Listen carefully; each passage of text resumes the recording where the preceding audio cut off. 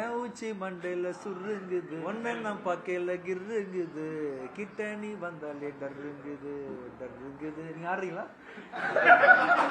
ஃபேன்ஸுக்காக நடிகரா உங்க பார்த்த நாங்க இன்னும் உங்களுடைய பாடல்கள் அந்த ராப் சாங்ல இருந்து வரிசையா இன்னும் எங்க காதுல ஒலிச்சுக்கிட்டு இருக்கு. ஒரு பாடல் உங்கள்கிட்ட உங்க வாயில இருந்து கேட்கலாமா? என்ன பாட்டு பாடுறீங்க? உங்க ஃபேன்ஸ் நீங்க எவ்வளவு பாடல்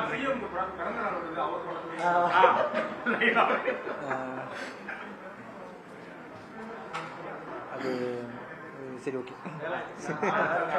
என் உச்சி மண்டையில சுருங்குது. நீங்க ஆடுறீங்களா?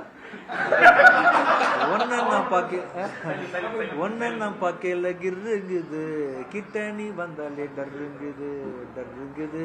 அதை விட இப்ப நூறுசாமி ப்ரொமோஷன் பார்த்ததுனால அந்த பாட்டு பாடிக்கட்டும்.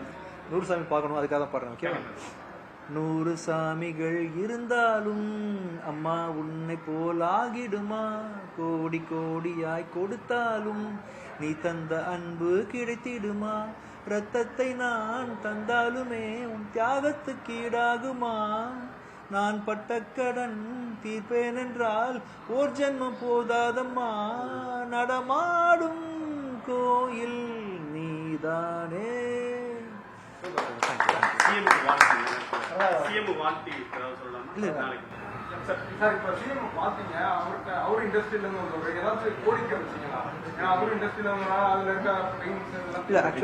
எனக்கு வந்து ரொம்ப க்ளோஸ் அசோசியேஷன் அவர் கூட நட்பு ரீதியாக தான் பார்க்க போனேன்.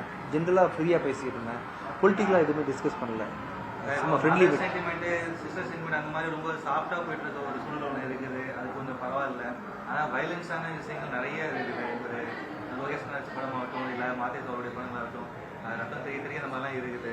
ஸோ இதெல்லாம் வந்து ஃபியூச்சரில் இருக்கிற பசங்களுக்கு உண்டான ஒரு எந்த அளவுக்கு ஒரு பாதிப்பு ஏற்படுத்தி நினைக்கிறீங்க? இல்லை இது வந்து அது தேவைதானா? அது வந்து அந்த மாதிரி ஒரு வயலன்ஸ் தேவைதானா அப்படின்னு இல்லை, படன்றதை படமாக பார்த்துட்டிங்கன்னா பெட்டர். ஆக்சுவலாக வயலன்ஸு ரொம்ப நாளாக எம்ஜிஆர் சார்லேருந்து வந்து கையில் கட்டி வச்சு சண்டை போட்டிருக்காரு. அப்போ நீங்கள் சிலம்பு சுத்துறன்னு அழகாக சொல்லிட்டீங்க. அப்புறம் வந்து வால் சண்டை போட்டிருக்காரு.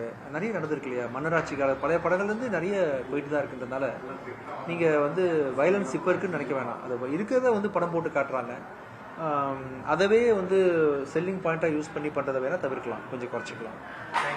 அப்புறம் நீங்கள் விஷ் கேட்டிங்களே, வாழ்த்திடுறேன். ஸோ இப்போ வந்து ஒரு மாதம் பதவி எடுத்து நிறைய புது புது முயற்சிகளை மேற்கொண்டிருக்கக்கூடிய இந்த அரசும் விஜய் சாருக்கு வாழ்த்துக்கள் தெரிவிச்சுக்கிறேன்.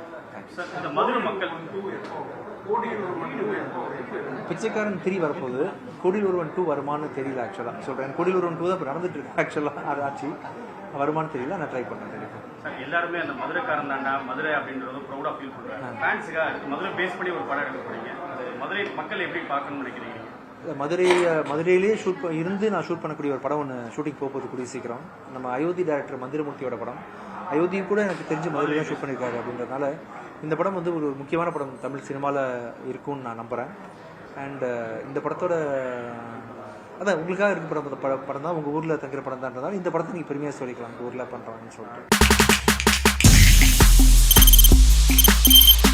தவிர்க்க முடியாத தம்ப்நெயில்ஸ், கலக்கலான கண்டென்ட்ஸ், சினிமாவும் சீரியஸ் பிரச்சனைகளும், பல வருடங்கள் இடைவெளிக்கு பிறகு இந்த படத்துல ஒரு கலகலப்பும் கைகலப்பும்,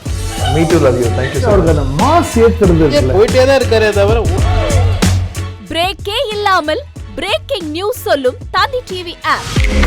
இன்ஸ்டா தலைமுறை வரை இறங்கி அடிக்கும் தந்தி டிவியின் டிஜிட்டல் எக்ஸ்க்ளூசிவ். அது தண்ணிக்குள்ள போகும்போது ஹேங் ஆயிடுச்சு.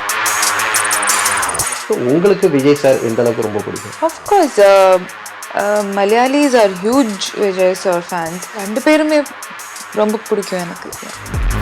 தந்தி டிவி ஆப்பை இலவசமா டவுன்லோட் செய்யுங்க. ஃபாலோ பண்ணுங்க, சப்ஸ்கிரைப் பண்ணுங்க, என்ஜாய் பண்ணுங்க.